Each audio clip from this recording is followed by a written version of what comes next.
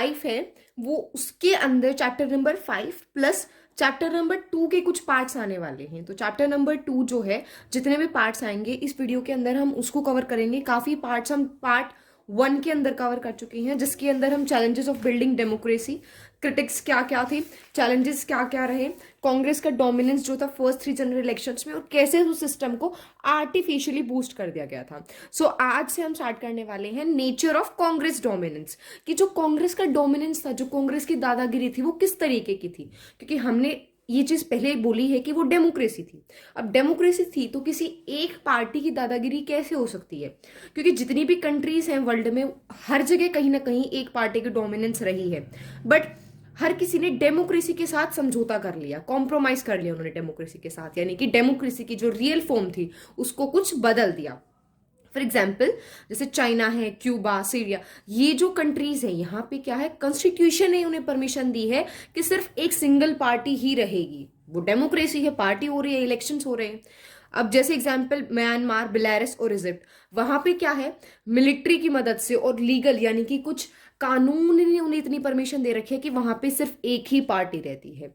अब लेकिन इंडिया ने ना डेमोक्रेसी के साथ कोई कॉम्प्रोमाइज नहीं किया, और सिर्फ एक ही ऐसा वर्ल्ड है, एक ही ऐसा नेशन है वर्ल्ड के अंदर जिससे इंडिया की सिचुएशन मैच करती है, और वो है अफ्रीका। अफ्रीका के अंदर जो अफ्रीकन नेशनल कांग्रेस है, जो हमारे यहाँ पे हुई थी। देखो ये सब किस वजह से हुआ था, क्योंकि इंडिपेंडेंस के टाइम पे कांग्रेस कांग्रेस सिर्फ कांग्रेस ही पार्टी ऐसी थी जो सब कुछ कर रही थी।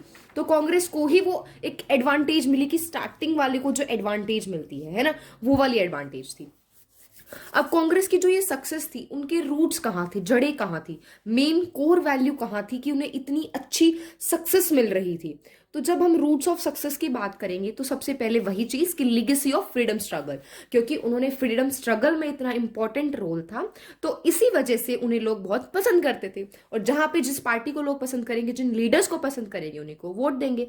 एंड नेक्स्ट था, it was an organised party, एक बहुत ही सिस्टमैटिक तरीके से, पूरी बहुत अच्छे तरीके से मेंटेन्ड थी। अब होता क्या, जब तक दूसरी पार्टी सोच रही होती, प्लानिंग कर रही होती, अच्छा हम इस बार ना इलेक्शन में ऐसे करेंगे वैसे करेंगे, तब तक कांग्रेस मतलब रेस पार कर जाता। तो क्या करता था कांग्रेस, उन चीजों को जब तक एग्जीक्यूट कर जाता।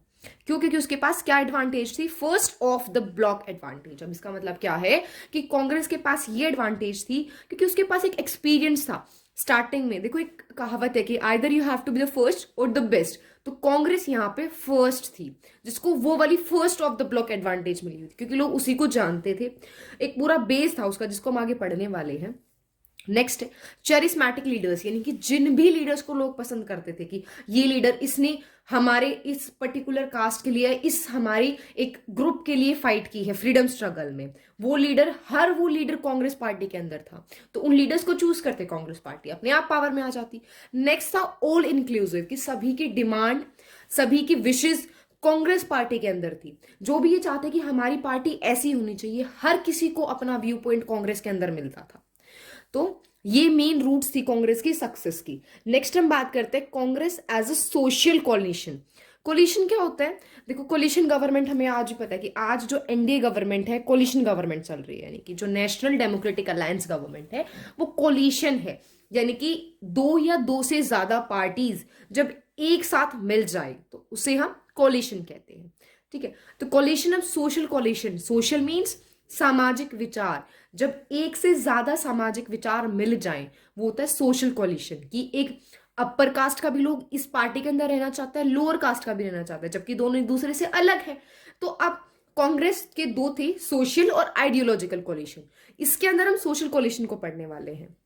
देखो ये वाला क्वेश्चन थोड़ा इंपॉर्टेंट है, तो उसको ध्यान से देखना है। अब कांग्रेस की हमें पता है 1885 में कांग्रेस बनी थी as a pressure group. Pressure group क्या होता है? आज के टाइम पे भी प्रेशर ग्रुप एक्ट करते हैं, जैसे भारतीय किसान यूनियन है, स्टूडेंट्स ऑर्गेनाइजेशन है, ये सारी एक प्रेशर ग्रुप होती है।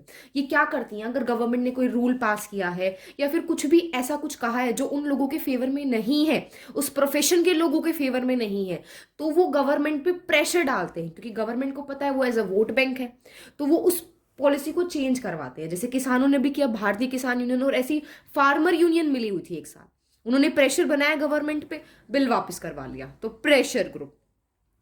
अब उस टाइम पे ये प्रेशर ग्रुप किसका था? जो एजुकेटेड, प्रोफेशनल और कमर्शियल क्लास थी, यानी कि जिनके पास एडवांटेज थी, जो अच्छा खासा कमा रहे थे, पढ़े लिखे थे और वो और ज्यादा डेवलप होना चाहते थे, उन लोगों का प्रेशर ग्रुप था। अब स्टार्टिंग में क्या हुआ था? स्टार्टिंग में इसमें सिर्फ अर्बन क्लास, जो शहरी जो लोग होते हैं, अर्बन एलाइट, जो एक अमीर घराने के जो शहरी जो लोग थे, वो इसके अंदर थे। बट जैसे जैसे कांग्रेस अपना हर डिसओबीडियंस मूवमेंट लॉन्च करती गई, डिसओबीडियंस मूवमेंट क्या थे? जैसे सिविल डिसओबीडियंस मूवमेंट की, हम क्या करेंगे, हम कांग्रेस से लड़ाई नहीं करने वाले, यानी कि कांग्रेस ने कहा कि हम अंग्रेजों से लड़ाई नहीं करेंगे, हम उनका कोई सामान नहीं खरीदेंगे, हम उनकी चीजों को यूज नहीं करेंगे, तो वो कैसे टिक पाएंगे यहाँ पे, है ना? तो ऐसी सिचुएशन डिसओबीडियंस मूवमेंट में थी। तो अब क्या हुआ? डिसओबीडियंस मूवमेंट, ठीक है, पहले क्या हुआ कि जितने भी जो अमीर लोग हैं उनके लिए किया गया, फिर गरीब लोगों ने देखा भाई हमारा भी फायदा है, वो भी आ गए, फिर उसके बाद एक अर्बन क्लास थी वो भी आ गई, गांव के लोग भी आ गए, है ना? तो जैसे जैसे डिसओबीडियंस मूवमेंट करती गई, उसका जो सोशल बेस था, जो सामाजिक जो लोग थे, हर वर्ग के लोग उसके साथ जुड़ने लग गए। पहले एक ग्रुप के लोग आए, फिर दूसरा ग्रुप, फिर तीसरा ग्रुप, और इसी तरीके से उसका सोशल बेस बढ़ता गया। नेक्स्ट हम बात करते हैं डिफरेंट ग्रुप्स। डिफरेंट ग्रुप्स क्या होता है कि on the basis of profession, की क्या वो काम करते हैं उनके बेसिस पे, क्या उनकी पहचान है। जैसे देखो, पीजेंट्स और इंडस्ट्रियलिस्ट दोनों अपोजिट हैं भाई। किसान और एक आदमी है जो किस खेती करता है, और दूसरा है जो एक बिजनेसमैन है, दोनों अपोजिट है। क्योंकि बिजनेसमैन चाहेगा, हालांकि दोनों एक दूसरे के सपोर्टर होते हैं, बट हम क्या दिखता है कि एक दूसरे के अपोजिट है। क्योंकि जिस जमीन पे किसान खेती करेगा वहां पे बिजनेसमैन चाहता है कि मेरा इंडस्ट्री बने, और किसान चाहेगा इंडस्ट्रीज को हटाकर मेरी खेती हो सके।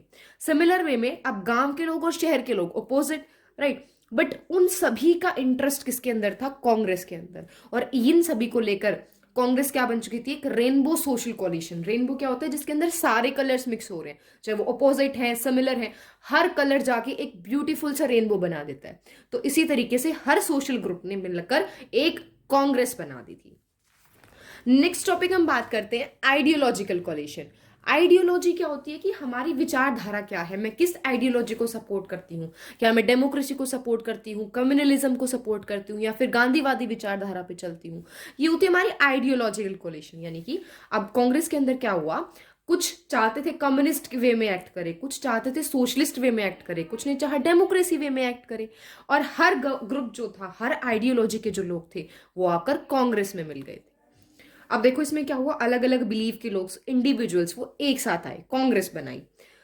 अब इसके अंदर रेवोल्यूशनरी जो चाहते थे रेवोल्यूशन से बदलाव लाया जाए, कुछ जो चाहते थे गांधीवादी थे, पैसिफिस्ट, शांति से लाया जाए, फिर कुछ कंजर्वेटिव थे, कुछ रेडिकल थे। कंजर्वेटिव होते हैं जो बचाकर रखना चाहते हैं कि जैसे हमारा एंशियंट सिस्टम था उसी तरीके से चला जाए। रेडिकल कहते हैं हमें कुछ चेंजेस लाइए, एक बिल्कुल एडवांस चेंजेस चाहिए। फिर कुछ होते हैं एक्सट्रीमिस्ट की चीजों को बिल्कुल एक्सट्रीम तरीके से बदल दो, कुछ कहते हैं नहीं भाई रुको, जरा सब्र करो, धीरे धीरे चलो। राइट ग्रुप, राइट ग्रुप होता है हमारा जो सिर्फ हम मानते हैं कि डेमोक्रेसी, यानी कि जो बिजनेसमैन है, जो रिच पर्सन है, उनको सपोर्ट करता है कि जब वो बढ़ेंगे तो देश बढ़ेगा। लेफ्ट ग्रुप कहता है कि नहीं, जो समाज का जो लोअर बेस के जो पीपल है, यानी कि वो लोग जिनको अच्छी फैसिलिटीज नहीं मिल पा रही, जब वो ग्रो करेंगे तो नेशन ग्रो करेगा। तो सभी की अलग अलग आइडियोलॉजीज हैं, ठीक है, सारे ग्रुप, चारों ग्रुप एक आपस में अलग है, बट वो सभी कहां पर आए? कांग्रेस में, क्योंकि उनकी एक प्लेटफॉर्म दे रहा था, और कांग्रेस को उन्होंने एक सोशल और आइडियोलॉजिकल कोलिशन बना दिया। Next is tolerance and management of factions.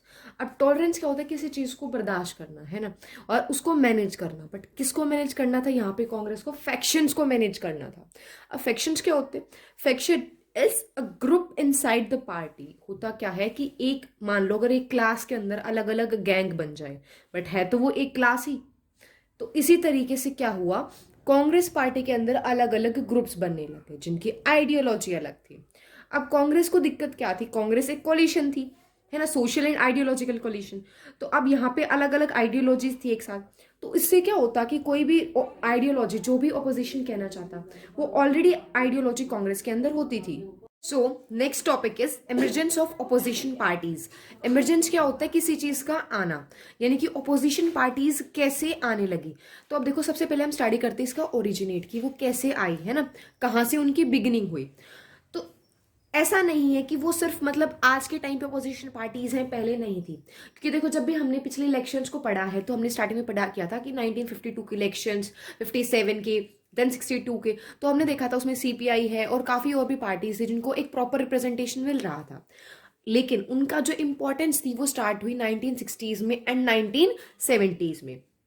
और ये सब कब स्टार्ट हुआ? जब कांग्रेस डिक्लाइन होने लगी, यानी कि जैसे जैसे कांग्रेस की पावर कम होती गई तो अदर पार्टीज की पावर जो है वो बढ़ती गई। नेक्स्ट, अब जो इलेक्शन थे 1950s के, उसमें सिर्फ उन्हें टोकन रिप्रेजेंटेशन मिलता था, यानी कि इतना नहीं मिला, सिर्फ कहने को रिप्रेजेंटेशन था बट एक्चुअल में नहीं था। तो इंपॉर्टेंट रोल कब हुआ उनका? Next topic is role of opposition. देखो ओपोजिशन क्या है, यानी कि एक तो रूलिंग पार्टी है, दूसरी जो सेकंड पार्टी होती है वो हमारी ओपोजिशन होती है ना। तो अब उसका इंपॉर्टेंस क्या है, क्या उसका रोल है, भाई जरूरत क्या है, जब गवर्नमेंट बन गई तो ओपोजिशन की जरूरत क्या है? तो सबसे पहली चीज क्या थी, एक सिंपल सी बात, तो उनके एमएलएज भी होते हैं, एक पर्टिकुलर कॉन्स्टिट्यूएंसी से वो जीतते हैं। तो सबसे पहला होता है कि it maintains a democratic character, यानी कि जो डेमोक्रेटिक करेक्टर है ना वो बना रहता है, जिससे होता क्या है कि लोगों को डेमोक्रेसी के लिए नफरत पैदा नहीं होती, रिसेंटमेंट होता है कि एक बिटर ट्रुथ, मतलब एक तरीके से कड़वापन आ जाना उस चीज के लिए, है ना। तो उसमें क्या कह रहे हैं कि डेमोक्रेसी के खिलाफ वो अपना रुख नहीं मोड़ते, कहते चलो हाँ डेमोक्रेसी अच्छी है, ऐसी बात नहीं है। तो लोग क्या नहीं होते, एंटी डेमोक्रेसी नहीं बन पाते। तो अब इसमें होता क्या है, जैसे ओपोजिशन होता है तो सेकंड है, सेकंड जो है फर्स्ट वाले को ब्लेम करेगा, तो सेम वे में ब्लेम नहीं होता, बट यहाँ पे क्या होता है कि प्रिंसिपल्ड क्रिटिसिज्म होता है गवर्नमेंट की पॉलिसीज का, यानी कि गवर्नमेंट जो भी पॉलिसी या जो भी रूल्स लेकर आती है, अगर उसमें कुछ गलत है, भाई ये चीज ऐसे नहीं होनी चाहिए, तो गवर्नमेंट उसको क्रिटिसाइज करती है, यानी कि जो ऑपोजिशन पार्टी है वो गवर्नमेंट को उस चीज के लिए क्रिटिसाइज करती है, नहीं भाई ये गलत है। अब इससे होता क्या है, उनकी पॉलिसीज में एक चेक बना रहता है।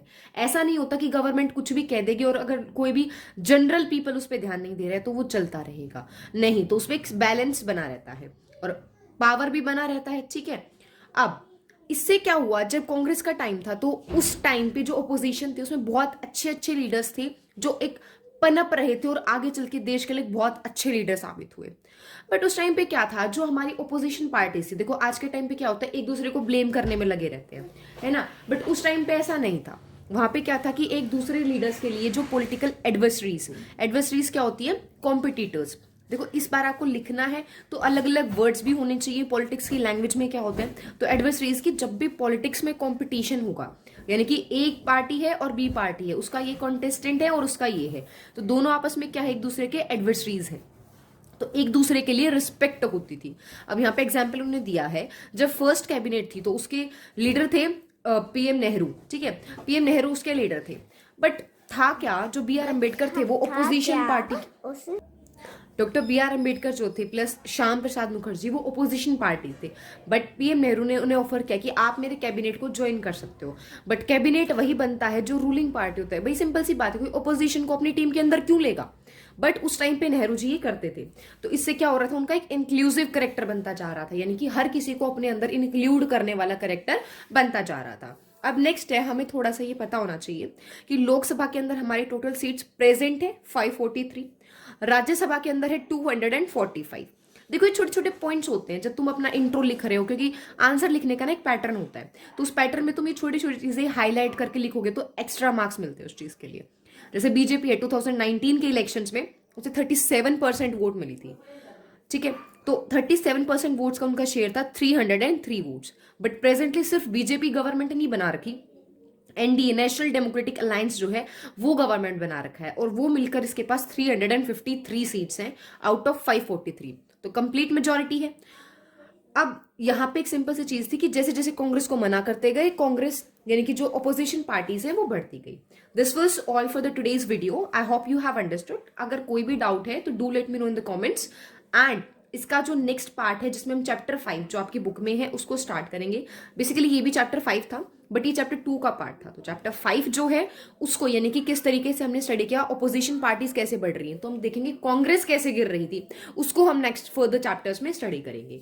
And do subscribe my channel, share it with your friends.